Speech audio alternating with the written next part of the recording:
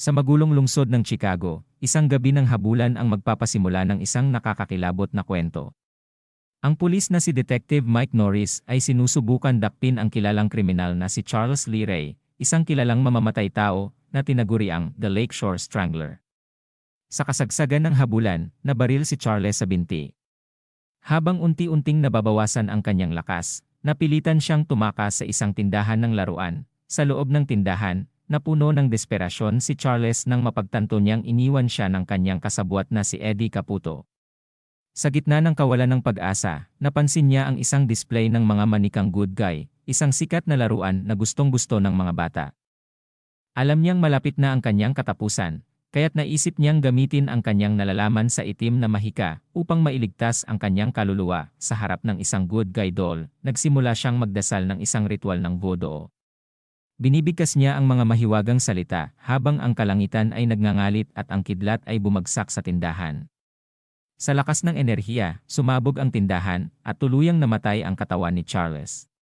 Ngunit hindi natapos doon ang kanyang kwento, nailipat ang kanyang kaluluwa sa katawan ng isang good guy doll, ang masayang kaarawan na naging bangungot. Sa kabilang bahagi ng lungsod, ang 6 na taong gulang na si Andy Barclay ay puno ng saya habang naghahanda para sa kanyang kaarawan.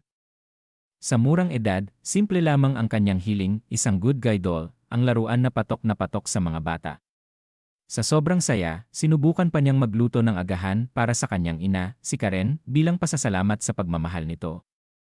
Habang binubuksan ni Andy ang kanyang mga regalo, labis siyang nadismaya nang makitang damit lamang ang laman ng isang kahon.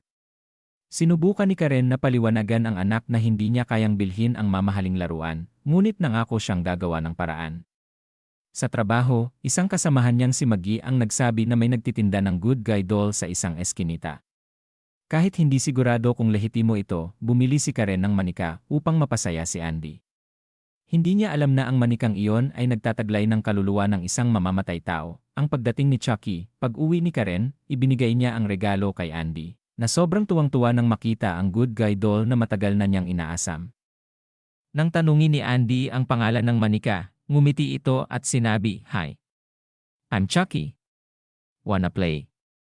Sa unang tingin, tila isang ordinaryong manika lamang si Chucky. Sa gabi ring iyon, iniwan ni Karen si Andy sa pangangalaga ni Maggie upang pumasok sa trabaho.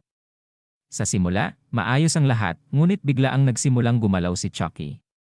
Nang mag-isa si Maggie sa sala, narinig niyang biglang bumukas ang telebisyon at nakita niyang nakaupo si Chucky sa sofa, tila nanonood ng balita. Pinagsabihan niya si Andy na huwag magsinungaling. Ngunit hindi siya naniniwala nang sabihin nitong si Chucky ang nagbukas ng telebisyon. Habang abala si Maggie sa kusina, narinig niya ang kakaibang tunog mula sa likuran. Sa takot, siniyasat niya ang paligid ngunit walang nakita. Sa hindi inaasahang pangyayari, natamaan siya ng martilyo sa ulo at nahulog mula sa bintana, na agad niyang ikinamatay. Mga unang hinala, pagdating ng pulisya, sinuri nila ang eksena at natuklasan ang kakaibang bakas ng paa malapit sa bintana. Sinubukang ipaliwanag ni Andy na si Chucky ang may kagagawan, ngunit natural, walang naniwala sa bata. Kahit si Karen ay nagduda sa kwento ng anak, kinabukasan, nagsimulang gumalaw muli si Chucky. Sinabi niya kay Andy na kailangan nilang pumunta sa isang lugar. Sinundan ng bata ang mga utos ng manika, at nagtungo sila sa isang abandonadong bahay, na pag-aari ng dating kasabwat ni Charles Lee Ray na si Eddie Caputo. Habang nasa bahay si Eddie, pinasabog ni Chucky ang lugar gamit ang tagas ng gas, na nagresulta sa pagkamatay ni Eddie. Ngunit dahil si Andy ang natagpuan sa lugar, lalo pang nagduda ang mga otoridad sa kanya. Ang lihim ni Chucky, sa kabila ng mga pangyayari, naging malinaw kay Karen na may kakaiba sa manika. Habang tinitingnan ang kahon ng good guy doll, napansin niyang naroon pa rin ang mga baterya nito. Nang buksan niya si Chucky, natuklasan niyang gumagana ito kahit walang baterya. Sa takot, sinubukan niyang sunugin ang manika, ngunit biglang nabuhay si Chucky, sinaktan siya, at tumakas. Desidido si Karen na alamin ang pinagmulan ng manika.